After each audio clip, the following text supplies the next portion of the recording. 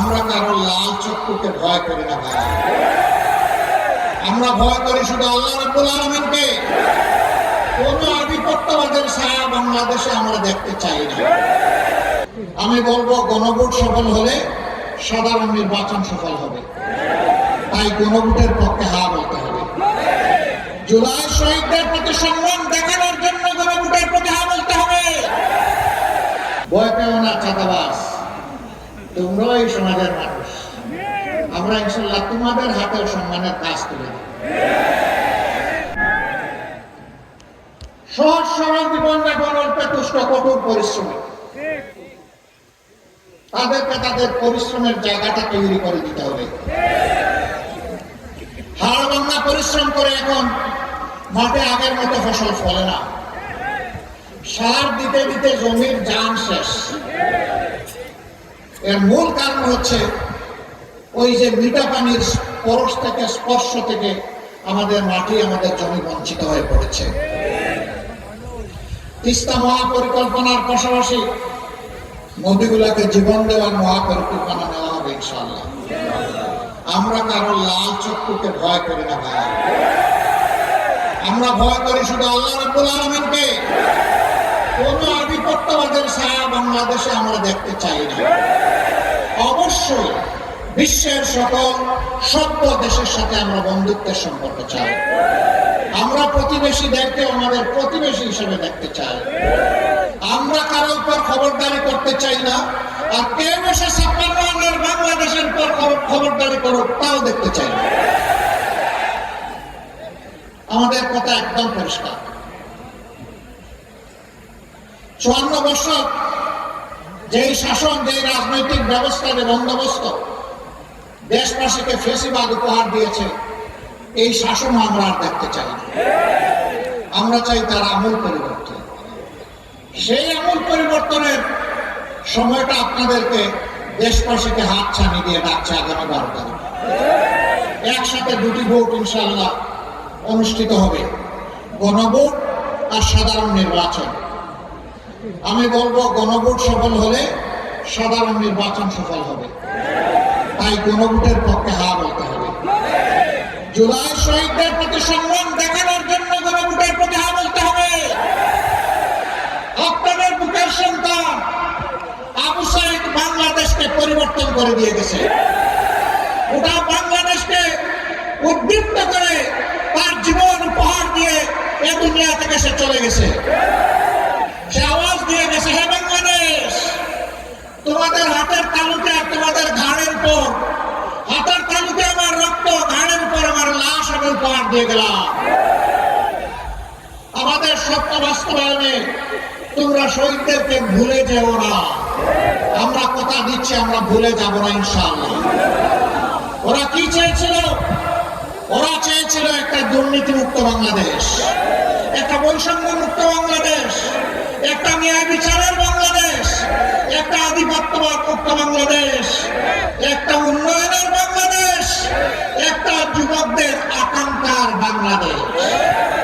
রাস্তায় নেমে স্লোগান দিয়েছিল, উই ওয়ান্ট জাস্টিস। বুক পথে দিয়ে বলেছিল, আমার অধিকার আমাকে দাও, নইলে আমাকে গুলি দাও। ডানা মেলে বলেছিল, বুকের ভিতরে তো বলে ঝড়, বুক পেতেছে গুলি কর। গুলিকে পরোয়া করে না। দেশবাসী, আমরা কি আবু সাইদ ও তার সঙ্গী শহীদদের কাছে ঋণী নই? এই ঋণ পরিশোধে আপনারা প্রস্তুত আছেন? সদা জাগ্রত পাহারাদার হিসেবে সবাইকে প্রস্তুত থাকতে হবে।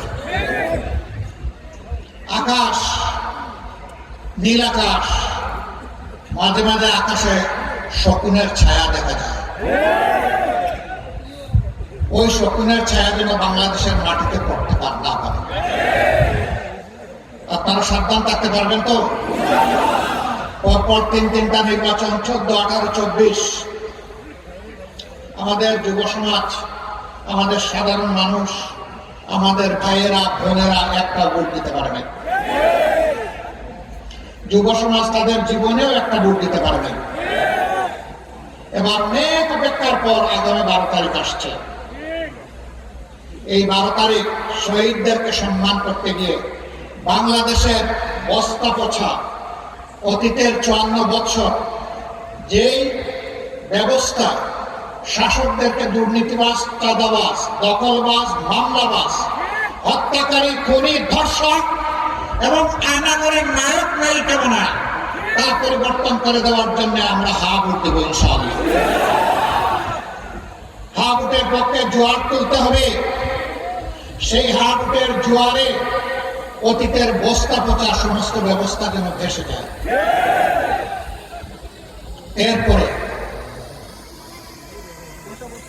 নর্থ বেঙ্গলের কিছু বাস্তব সমস্যা আছে। একটা তো আমি বলেই ফেললাম, নর্থ বেঙ্গলকে তিলে তিলে হত্যা করা হয়েছে। এখন ওই অঞ্চল থেকে মানুষ ছুটে রাজধানীর দিকে। 3টা বাস্তব প্রয়োজনে ছুটে: উন্নত শিক্ষা, প্রয়োজনীয় স্বাস্থ্য সেবা এবং একটা ছোট্ট একটা চাকরি। এই 3টার জন্য প্রাণপণে রাজধানীর দিকে ছুটে।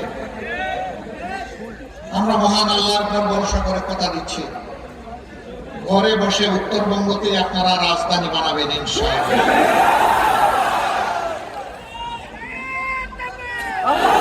আমরা যুবকদের হাতে আমরা বেকার ভাতা দেব না। বেকার ভাতা বেকার তৈরির কারখানায় পরিণত হবে।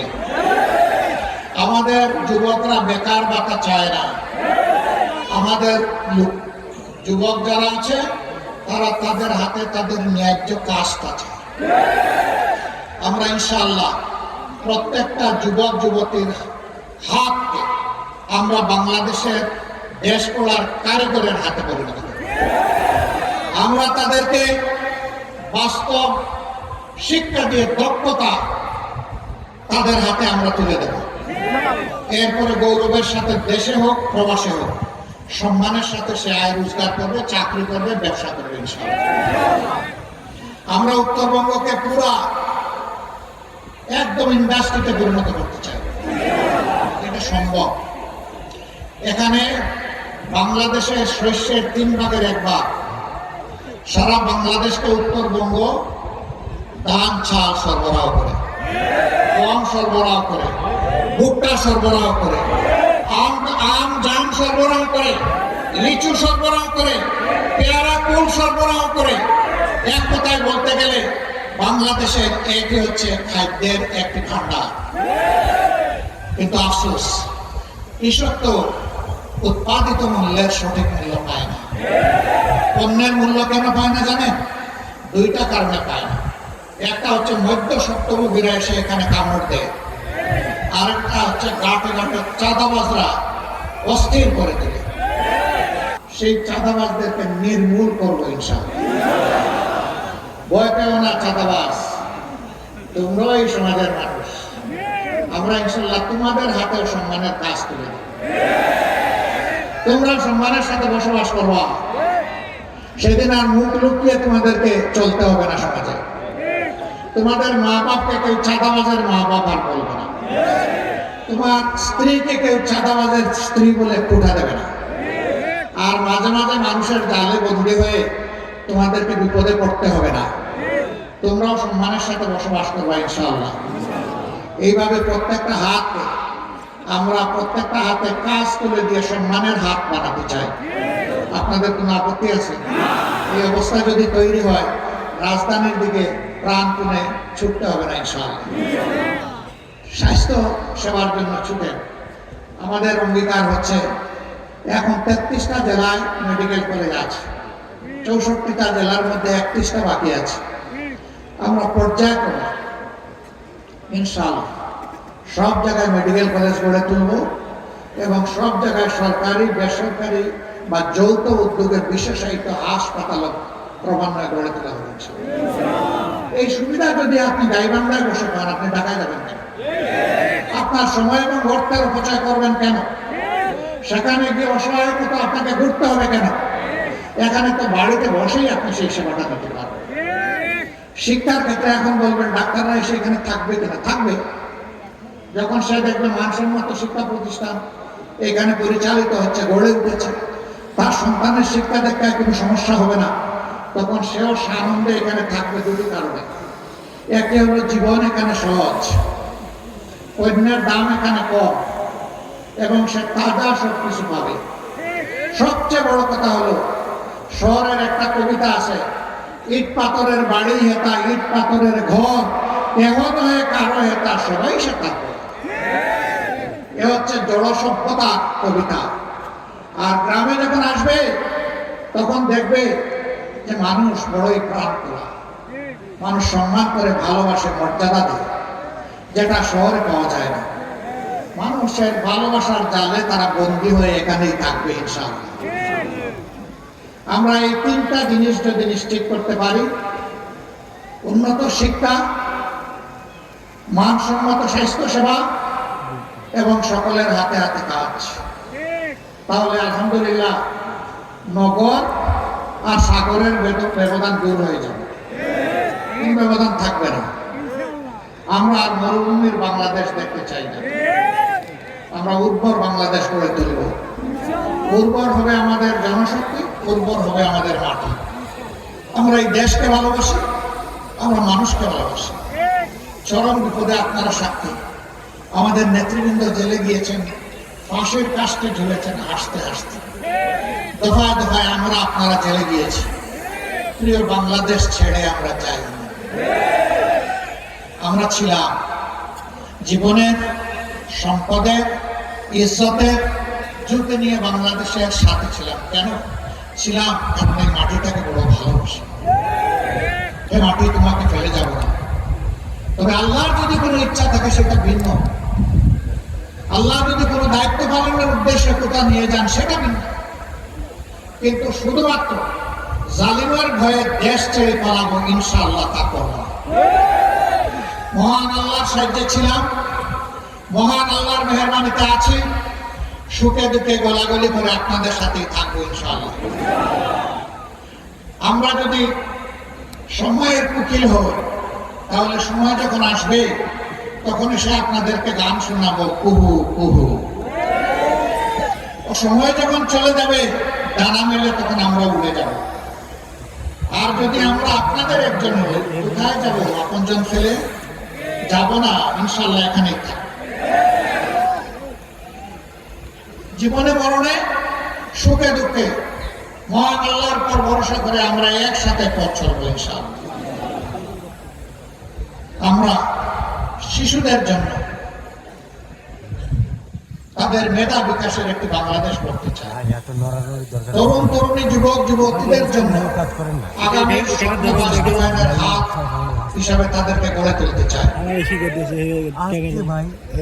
আমাদের মায়েদের জন্য ঘরে চলাচলে এবং কর্মস্থলে শতভাগ সম্মান এবং নিরাপত্তা নিশ্চিত করতে চাই। আমাদের জীবনের চাইতে আমাদের মায়ের সম্মান আমাদের কাছে অনেক দাম। ইনশাআল্লাহ আমাদের সকল মেধা যোগ্যতা দিয়ে মায়েদের সম্মানকে আমরা নিশ্চিত করবো ইনশাআল্লাহ। তারা দেশ গড়ার কাজে সমানতালে যোগ্যতা এবং প্রয়োজন মোতাবেক তারাও আমাদের সাথে অবদান রাখবে। তারা আমাদের কৃষিক্ষেত্রে কাজ করেন না, তারা বাড়ির আশেপাশে বাগান লাগান না, তারা স্কুলের শিক্ষকতা করেন না, তারা সেনাবাহিনীতে চাকরি করছেন না। রাসূল করিম সাল্লাল্লাহু আলাইহি সাল্লাম তার জমানায় আমাদের মাদেরকে নিয়ে যেতেন যুদ্ধের ময়দানে যোদ্ধা হিসাবে। যুদ্ধের চাইতে কঠিন কোনো কাজ আছে? যদি যুদ্ধে মাদেরকে আল্লাহ রাসূল শামিল করে থাকেন তাহলে রাষ্ট্রের সকল কাজে তারা শরীর থাকবেন ইনশাআল্লাহ। এখন যে দুইটি জিনিসের অভাব, সেই অভাব পূরণ হবে ইনশাআল্লাহ। একটা কর্মক্ষেত্রে সম্মান নাই, আর একটা কর্মক্ষেত্রে নিরাপত্তা নাই। আমরা তাদেরকে কথা দিচ্ছি, আপনাদেরকে মায়ের সম্মান দিব এবং জান প্রাণ দিয়ে আপনাদের নিরাপত্তা নিশ্চিত করবো ইনশাআল্লাহ।